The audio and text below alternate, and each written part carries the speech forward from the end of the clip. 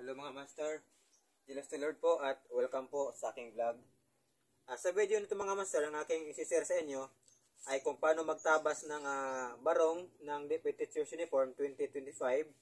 Ito yung pang mga master, pang Huwebes at Martes na schedule mga master.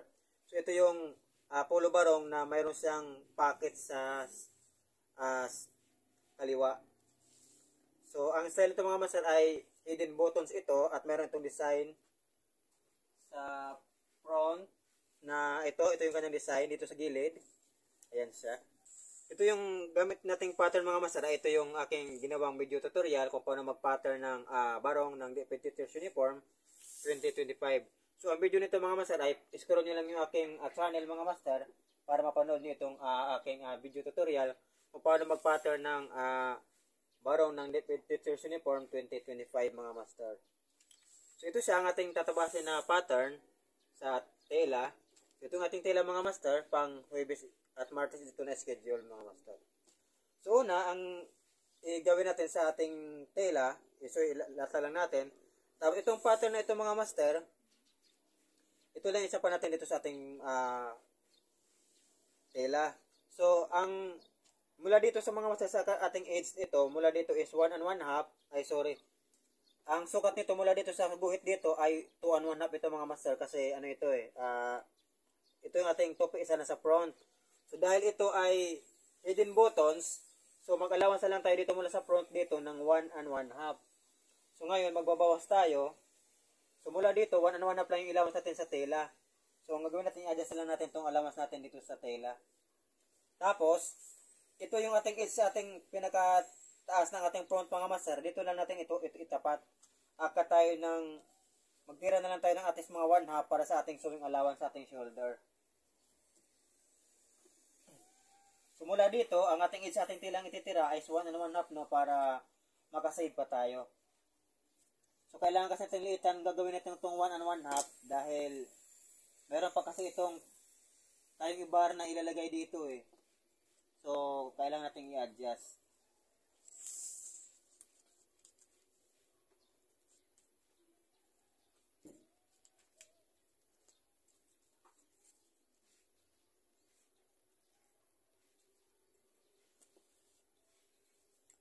So, ayan siya. So, ngayon, ang unang iguhit natin mga master, itong first line na ito sa ating front.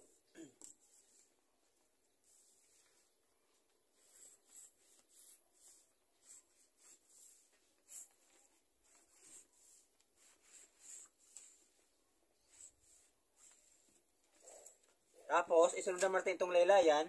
Ito yung laylayan ng ating front. Ito iguhit lang natin. Ito naman yung laylayan sa ating tope. Tapos, dito naman sa side, ito yung ating iguhit.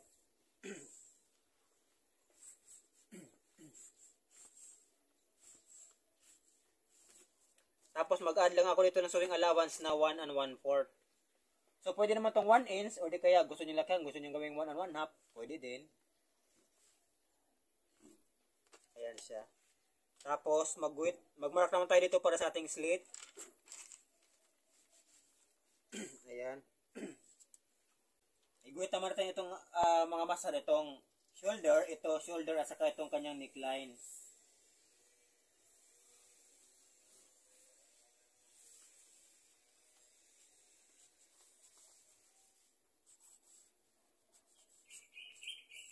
At pagkatapos, ito naman yung iguhit natin itong kanyang armhole. Ayan siya, sa front.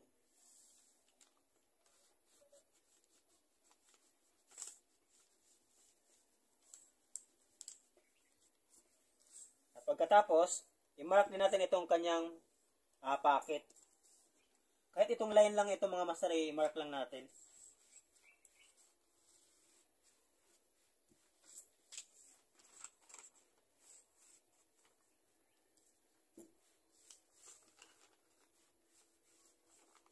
Ayan. So, ayan. Natapos na natin iguhit ng front. So, pwede natin itong tabasin.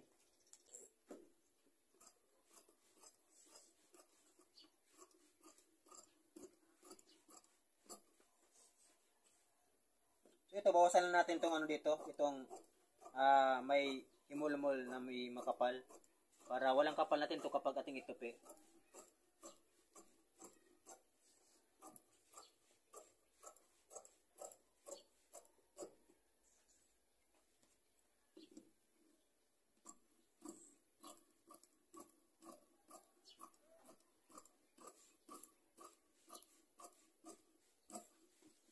Dito sa armhole, mag-add lang tayo ng sewing allowance na at least mga 1/2 para sa ating armhole. Sewing allowance. At ganoon din naman dito sa ating shoulder at saka sa neckline.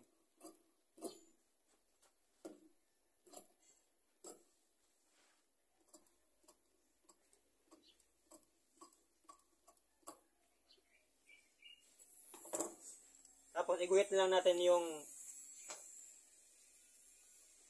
ang kabila para yung kabilang part meron din tayong guide. Guhitan din natin sa ilalim.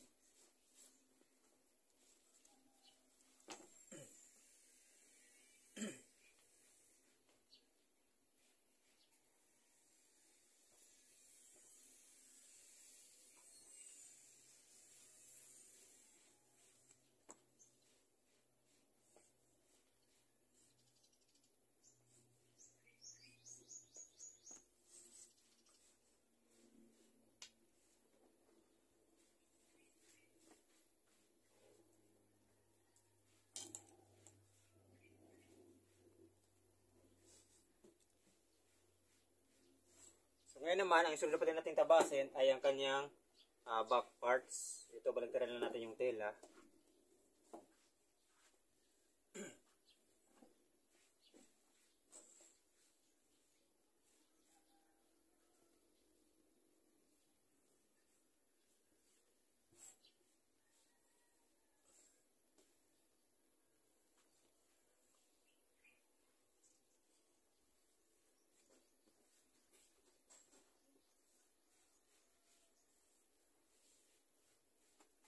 So itong tope ng ating tela mga master, ito naman yung itapat naman natin dito sa ating pattern, itong pangalawang line, ayan siya. Tapos itong sa taas, ito naman natin itapat itong line na ito, ayan, para sa back natin sa taas, sa back yoke. Ito, itapat natin dito, mag-down lang tayo ng at least mga 1/2 para meron tayong matitira na sewing allowance na 1/2. So bali itong line na ito, dito natin itapat, magtira lang tayo ng 1/2 para meron pa tayong sewing allowance. At itong line naman na ito pataman natin dito sa tupi sa ating tela. Ayan siya. So daganan lang natin para hindi siya ma-fix yung kanyang paglagay.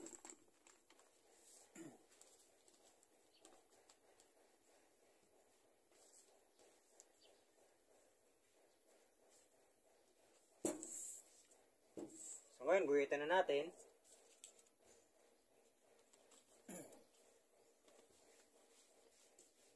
Kulang pa.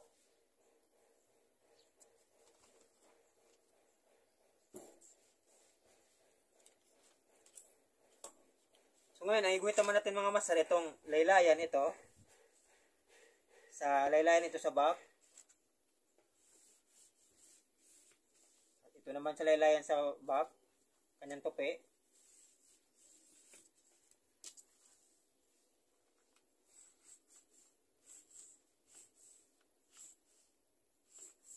Tapos dito mag-add lang ako ng sewing allowance na 1 1/4.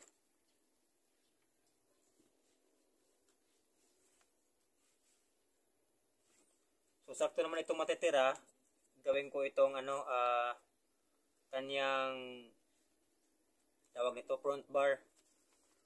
So, sakto pa naman ito.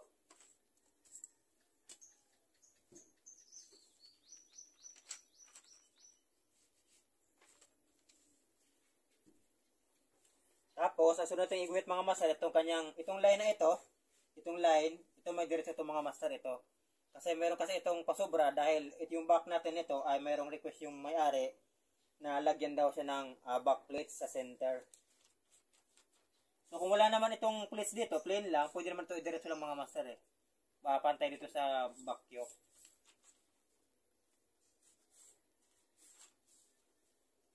or umbrella, patawag nila dyan, umbrella. Ito naman sa ating armhole dito.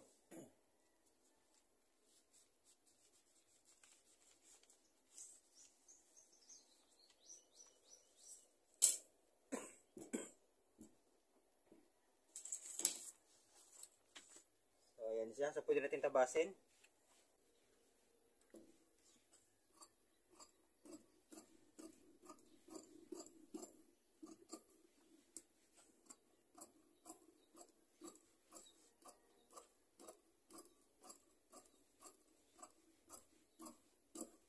Ganun pa rin ito sa armhole mga master, mag-add pa rin tayo ng swimming allowance.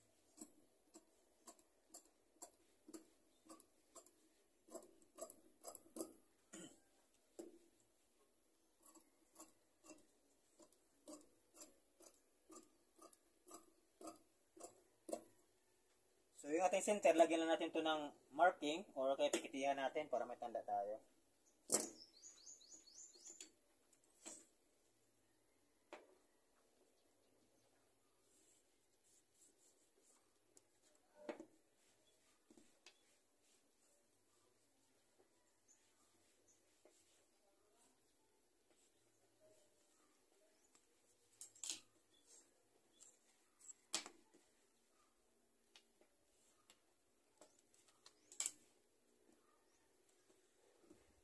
Ngayon naman, isunod naman natin yung pagtabas ng kanyang sleeve at saka yung kanyang back yoke. Ito yung sobra nating tela.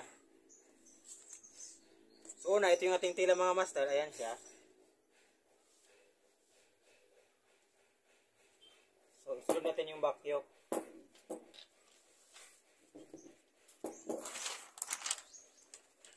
So, itong tela, gawin lang natin ito. Itupi lang natin. Ganyan. So yung ating tela mga master, itupi lang natin pag ganyan.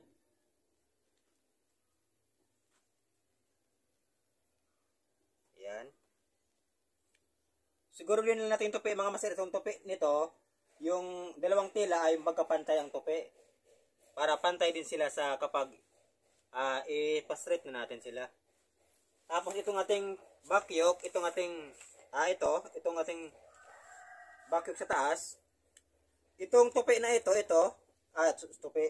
Itong guhit na ito yung itapat naman natin dito sa tupi nitong ating tela. Pag ganyan. Tapos dito sa edge naman, kuha lang tayo ng sewing allowance na 1/2 para mayroon tayong sewing allowance pa. So yan, itong pangalawang guhit, tapat natin dito sa ating tela na nakatupi. Ayan siya.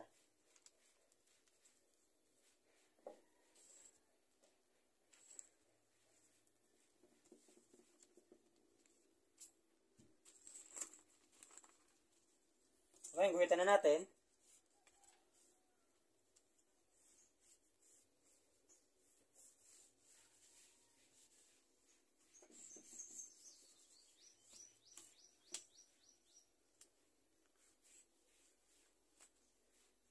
So ito, ang kukunin natin guhit nito mga mas, ito siya, itong line na ito, yan. Itong line na ito.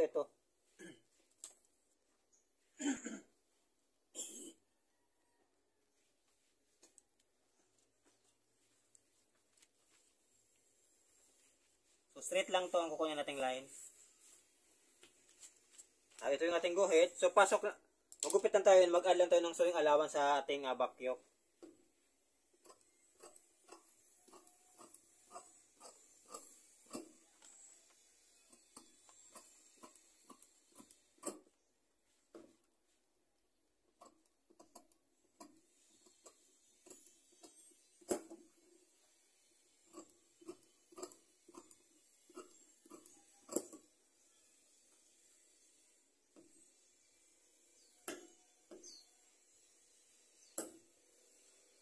Ayan ating back yoke. Susunod naman natin yung tabasin ay ang kanyang sleeve naman.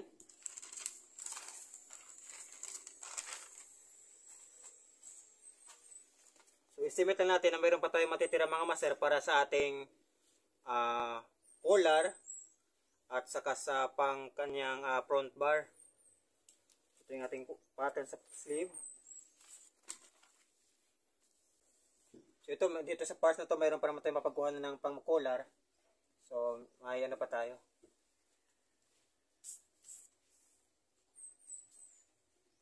So, ito, igupitan natin ito. Pantay lang to sa ano, sa tawag ito, sa tela. Pattern pala.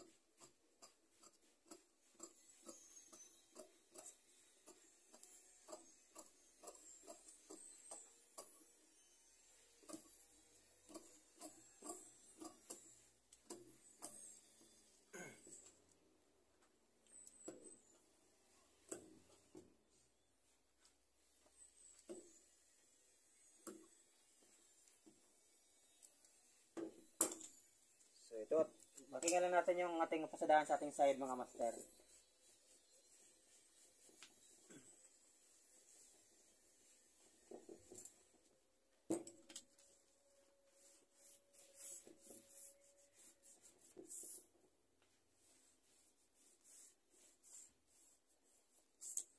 So, itong ating sleeve, mga master, meron tayong front at saka back. So, itong front, markingan lang natin to. Para at least alam natin na yan pala ay para sa front. So, yan ang mga master. Tapos ang ating pagtabas ng ating barong. So, ito yung kanyang sleeve. Ito yung kanyang back. Ito yung kanyang back yoke. Ayan siya. So, ayan, may pasubra siya kasi mayroon pa kasing pleats yan mamaya. At ito naman yung kanyang front. Ayan. So, ito yung kanyang front, mga master. Mayroon pa tayong tatabasin ito na at least mga 3 inches to 3 and 1/2 para sa kanyang front bar. Sa kanyang bandang kaliwa na parts. So, ito yung kanyang sleeve. Ayan. So, ayan mga master. Hanggang dito na po itong video, mga master. Maraming pong salamat sa panonood. At abangan nyo pala itong mga master, itong aking mga tinabas. Kasi para sa ating video kung paano sa tahiin naman, mga master. So, ayan po. Hanggang dito na po itong video. Maraming salamat. At God bless po sa ating lahat, mga master.